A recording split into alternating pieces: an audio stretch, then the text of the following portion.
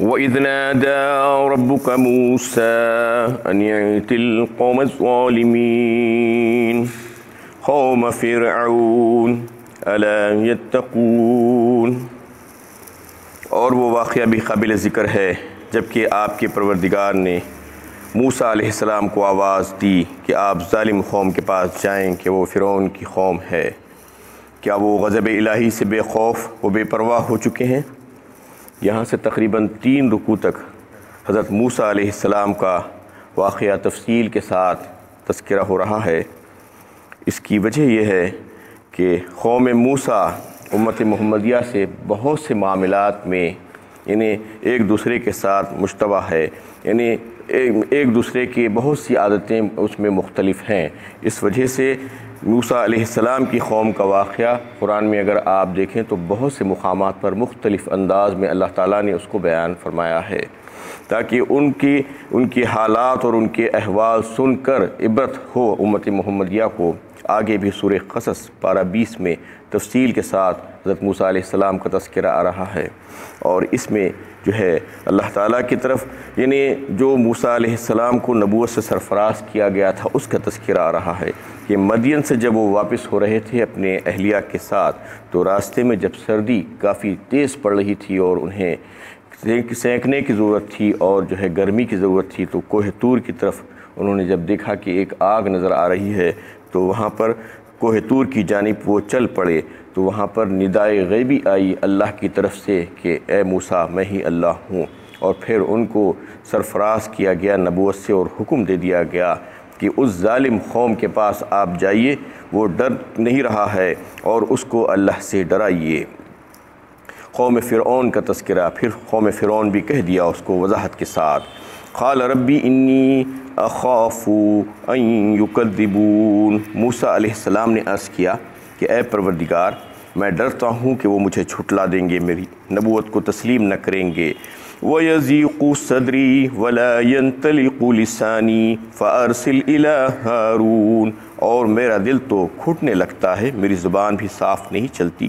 لہٰذا ہارون کے پاس بھی حکم بھیجیے کہ وہ مجھ سے زیادہ فصیح اللسان ہے۔ وَلَهُمْ عَلَيَّ ذَنبٌ فَأَخَافُ أَن يَقْتُلُونَ۔ اور ان کے پاس میرا ایک جرم ثابت ہے، مجھے خوف ہے کہ وہ مجھے مار ڈالیں گے۔ جب موسیٰ علیہ السلام کو اللہ تعالیٰ نے حکم دیا کہ جاؤ فرعون کے دربار میں، وہ سرکش ہو گیا ہے، اس کو میرا پیغام پہنچاؤ، تو موسیٰ علیہ السلام نے یہ عذر پیش کیا اور اندیشہ ظاہر کیا اللہ کے سامنے کہ 2 وجوہات ہیں میرے پروردگار۔ ایک تو یہ کہ میری زبان میں لکنت ہے، جو بچپنے میں آگ کا انگارہ زبان پر رکھنے کی وجہ سے اس میں لکنت آ گئی تھی، اور میں اس وجہ سے صحیح اور درست بات نہیں کر سکتا، اور میرے بھائی جو ہے وہ افصح منی لسانا فارسل معی،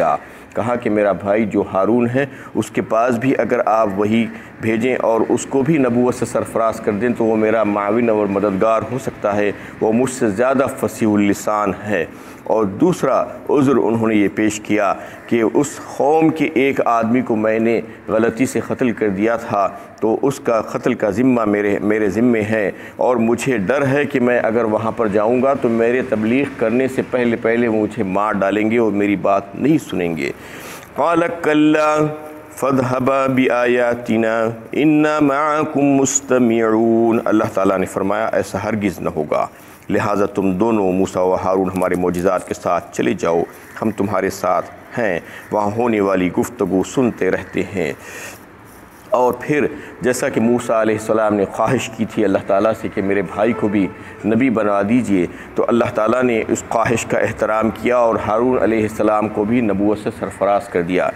یہ ایک ہی نبوت ہے جس کو جو ہے کسی کی خواہش پر اللہ تعالیٰ نے عطا فرمایا ہے، ورنہ جو ہے نبوت کسی کی خواہش پر عطا نہیں کی جاتی، بلکہ اللہ تعالیٰ کی وہ برگزیدہ اور منتخبہ بندے ہوتے ہیں جو اللہ تعالیٰ اپنے آپ کسی کو منتخب کر کے نبی بنا کر بھیجتے ہیں۔ لیکن موسیٰ علیہ السلام کی خواہش پر ان کے بھائی ہارون علیہ السلام کو بھی اللہ تعالیٰ نے نبوت کا درجہ عطا فرمایا تھا تاکہ وہ ان کے ساتھ معاون اور مددگار ہو جائے۔ اور پھر یہ بنا دینے کے بعد موسیٰ علیہ السلام کا جو شک و شبہ تھا اور جو اندیشہ تھا اس کو دور کر دیا گیا اللہ کی طرف سے، اور بتا دیا گیا کہ تمہیں ہرگز پریشان ہونے کی ضرورت نہیں ہے، وہ تمہیں کچھ بھی نہیں کر سکے گا، اور ہم جو ہے تمہاری باتوں کو سننے والے ہیں۔ فَاذْهَبْ بِآيَاتِنَا إِنَّ مَعَكُمْ مُسْتَمِعُونَ، تم جو کچھ بھی کرو گے وہاں پر، جو بات کرو گے اور اس کے جواب میں وہ فرعون تمہیں جو جواب دے گا اس کو ہم سنتے رہیں گے۔ یعنی تم ایسا مت سمجھو کہ تمہیں نبوت سے سرفراز کرنے کے بعد تم کو ایسے ہی چھوڑ دیں گے، بلکہ تمہاری حفاظت کی ذمہ داری ہماری ذمہ داری ہے، ہم تمہیں دیکھتے رہیں گے۔ فَأْتِيَا فِرْعَوْنَ فَقُولَا إِنَّا رَسُولُ رَبِّ الْعَالَمِينَ أَنْ أَرْسِلْ مَعَنَا بَنِي إِسْرَائِيلَ، پس وہ دونوں فرعون کے پاس آئے اور کہا کہ ہم رب العالمین کے بھیجوائے ہوئے ہیں، اس لیے آئے ہیں کہ آپ بنی اسرائیل کو ہمارے ساتھ کر دیں۔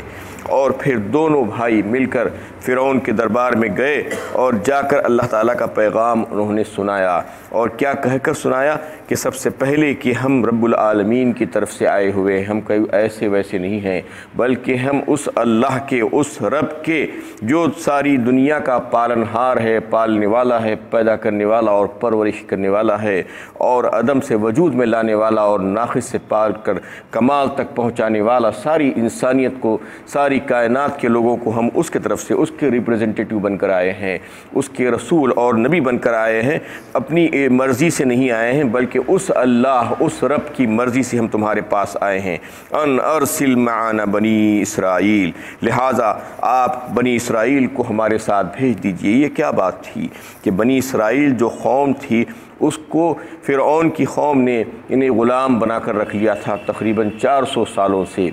اصل میں ان کا مقام اور ان کا ملک شام تھا بنی اسرائیل کا، یعنی یوسف علیہ السلام کے دور میں وہ جب منتقل ہوئے تھے مصر کو تو پھر وہیں پر رہ گئے تھے، اور پھر وہاں ان کی نسلیں چلی 12 بھائیوں کی، اور پھر بتایا جاتا ہے کہ اس وقت جب موسیٰ علیہ السلام کو ان نبی بنا کر بھیجا گیا تو اس وقت ان کی تعداد 6,30,000 تھی، یعنی اتنی بڑی تعداد میں جو لوگ تھے ان کو غلام بنا کر فرعون کی قوم نے رکھا تھا،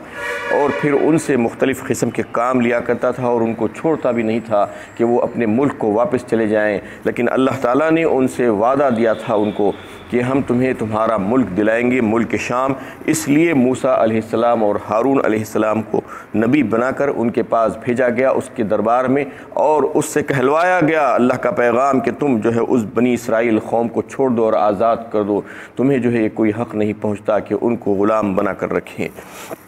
قال ألم نربك فينا وليدا ولبثت فينا من عمرك سنين،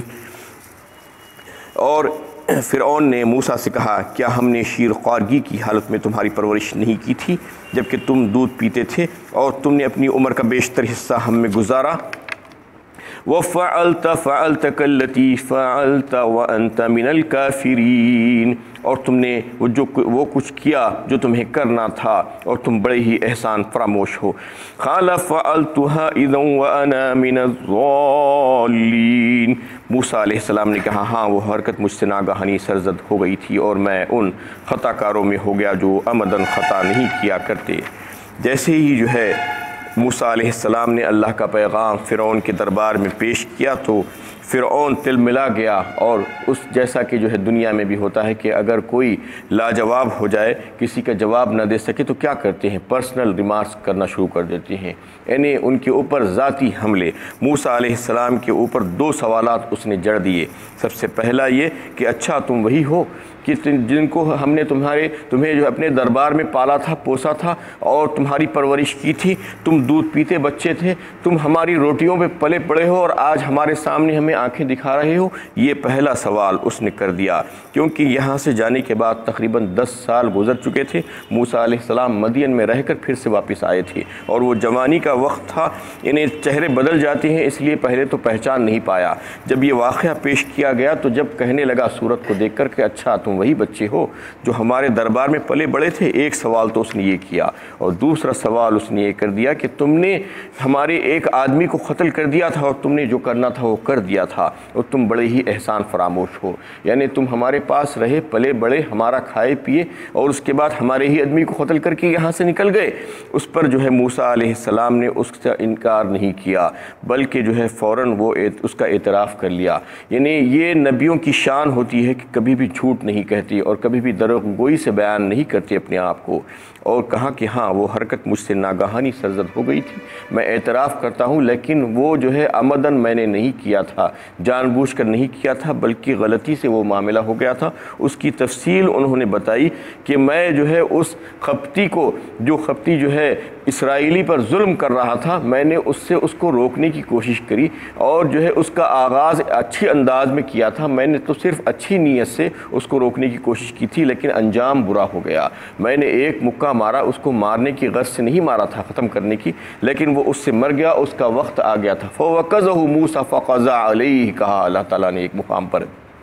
ایک مکہ موسیٰ علیہ السلام نے اس کو مارا روکنے کی غرض سے، تو بس اس کا وقت آ گیا اور وہ وہیں پر ڈھیر ہو گیا اور ختم ہو گیا۔ تو یہ عذر انہوں نے پیش کیا کہ ہاں مجھ سے وہ غلطی ہوئی تھی، اعتراف انہوں نے کیا، اور کہا کہ یہ تو میری نبوت کے ملنے سے پہلے کا واقعہ تھا، اور پھر اس کے بعد اللہ تعالیٰ نے مجھے حکمت اور نبوت عطا فرمائی، اور وہ کام جو ہوا تھا مجھ سے غلطی سے ہوا تھا، میں اس کا خطا کار ہوں، لیکن میں عمدن اس کو جو ہے نہیں کیا تھا۔ یہ پہلے دوسرے سوال کا جواب انہوں نے دیا، اور پھر پہلے سوال کا جواب کے طور پر انہوں نے یہ کہا کہ اچھا تم سوچو تو صحیح کہ کہاں تمہارا دربار فرعون، اور کہاں ایک کمزور بچہ، وہ کمزور بچے کو تم اپنے دربار میں پالے، وہ کیوں پالے، اس کی نوبت کیوں آئی، کیا تمہیں پتہ نہیں؟ تم نے ہزاروں لاکھوں اسرائیلی بچوں کو جو ہے صرف اس وجہ سے قتل کرتے جا رہے تھے کہ وہ تمہارے مقابل آ جائیں گے، اور تمہاری سلطنت کو اس سے جو ہے خطرہ ہے، کسی نے تمہیں کہہ دیا تھا، اس وجہ سے تم ان کو مارتے جا رہے تھے۔ یہی وجہ تھی کہ یہی ڈر کی وجہ سے میری ماں نے جو ہے مجھے صندوق میں رکھ کر دریا میں ڈال دیا تھا، اور پھر وہ اتفاقاً وہ صندوق تمہارے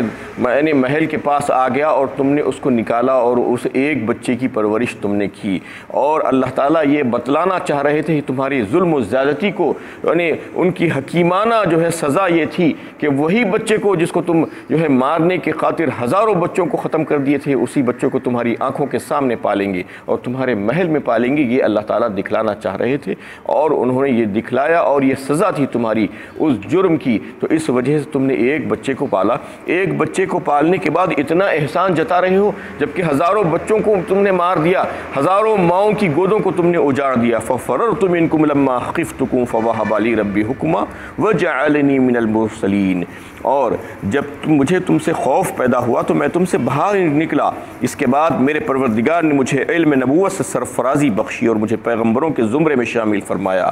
وَتِلْكَ نِعْمَةٌ تَمُنُّهَا عَلَيَّ أَنْ عَبَدتَّ بنی اسرائیل، اور کیا یہی وہ احسان ہے جو آپ مجھ پر جتا رہے ہیں کہ بنی اسرائیل کو اپنا ذلیل ترین غلام بنائے رکھا ہے؟ یعنی ایک بچے کو پالنے کے واسطے تم نے جو ہے یعنی ایسا احسان جتا رہے ہو، جبکہ تم نے جو ہے پوری قوم کو ذلیل ترین بنا دیا ہے اور ان کو جو ہے غلامانہ حیثیت سے اپنے پاس روک کر رکھ لیا ہے۔ قال فرعون وما رب العالمین، فرعون آپ کی اس بات سے لاجواب ہو کر بات کا رخ بدلتے ہوئے آپ سے پوچھتا ہے کہ رب العالمین کا کیا مطلب ہے۔ اب جو ہے پھر سے پینترا بدلتا ہے، اب پھر کوئی جواب نظر نہیں آ رہا ہے، تو یہ کہتا ہے کہ اچھا تم یہ جو کہہ رہے ہو رب العالمین، یہ رب العالمین کون ہے؟ انا ربکم الاعلیٰ کہتا تھا وہ اپنے آپ کو، میں سب سے بڑا رب ہوں، یعنی سب سے اونچا رب ہوں۔ یہ جو ہے وہ اپنے آپ کو تسلیم کروانا چاہتا تھا اپنی قوم کے سامنے، اور پوچھ رہا ہے کہ اچھا تم رب العالمین کی جو بات کر رہے ہو وہ کون ہے رب العالمین تمہارا؟ قال رب السماوات والارض وما بینہما ان کنتم موقنین، موسیٰ علیہ السلام نے کہا کہ آسمانوں اور زمین اور جو کچھ مخلوق ان کے درمیان ہے ان سب کا خالق و پروردگار ہے، جو تنہا کائنات کا فرمان روا، حاجت روا اور کارساز ہے۔ اگر تم میری ان باتوں کو یقین کر لو تو یہ حقیقت تم پر کھل جائے گی۔ بہترین انداز میں موسیٰ علیہ السلام نے اپنے رب کا تعارف اس کے سامنے پیش کیا کہ اچھا تم پوچھ رہے ہو کہ رب کون ہے، رب العالمین کون ہے؟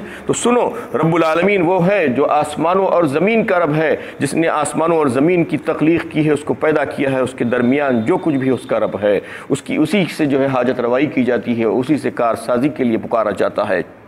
وہی تنہا بلا شرکت غیر فرمان روا ہے ساری دنیا کا، ساری کائنات کا، یہ رب العالمین ہے۔ اگر تم کو یقین ہے تو تم سمجھنے کی کوشش کرو۔ قال لمن حولہ الا تستمعون، فرعون اپنے مصاحبین اور درباریوں سے کہنے لگا کیا تم اس کی بات سن رہے ہو؟ یعنی اب کوئی جواب نہیں مل رہا ہے اسے، جبکہ جو ہے موسیٰ علیہ السلام نے بہترین انداز میں اپنے رب کا تعارف کرایا تو اپنے درباریوں سے پوچھا ہے دیکھو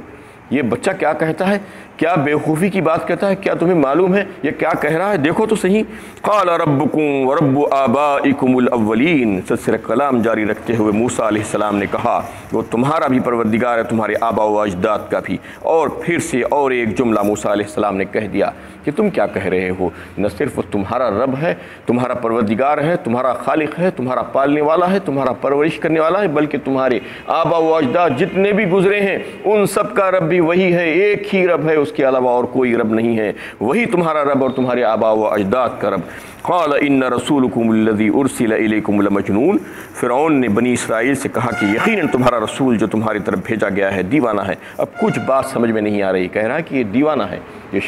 شخص جو باتیں کر رہا ہے میری سمجھ میں نہیں آتی ہے کیا کہنا چاہ رہا ہے، یہ تو دیوانہ ہے۔ ایسا ہی جو ہے الزام لگایا جاتا ہے، جو عقلمند اور سمجھدار قسم کے لوگ حق بات کرتے ہیں تو حق کو تسلیم نہیں کیا جاتا دنیا میں، اور اس کو دبانے کی خاطر انہیں کچھ نہ کچھ ان کے اوپر الزامات لگائے جاتے ہیں۔ ایسا ہی الزام موسیٰ علیہ السلام پر لگایا گیا کہ یہ تو دیوانہ ہے، یہ دیوانے کی بڑھ ہے، مجھے سمجھ میں نہیں آتا یہ کیا کہنا چاہ رہا ہے۔ قال رب المشرق والمغرب وما بینہما ان کنتم تعقلون، موسیٰ علیہ السلام نے پھر کہا مشرق و مغرب اور ان دونوں کے درمیان جو کچھ مخلوق ہے ان سب کا پروردگار، بلا شرکت غیر، تنہا فرمان روا حاجت روا مالک و مختار وہی ہے، اگر تم سمجھ بوجھ سے کام لو۔ پھر سے جو ہے اس کو واضح فرمایا موسیٰ علیہ السلام نے، تم یہ سمجھ رہے ہو کہ تمہارا رب جو ہے تمہارا رب نہیں ہے، بلکہ تمہارا رب وہی ہے مشرق اور مغرب کا رب، اور ان کے درمیان جو کچھ بھی ہے ان تمام چیزوں کا رب بھی وہی ہے، تمہارا بھی رب، تمہارے پچھلے باپ داداؤں کا بھی رب، اور جو ہے اس ساری کائنات کا رب، اور اس کا جو ہے تنہا فرمان روا اور حاجت روا وہی ہے۔ وآخر دعوانا ان الحمد للہ رب العالمین۔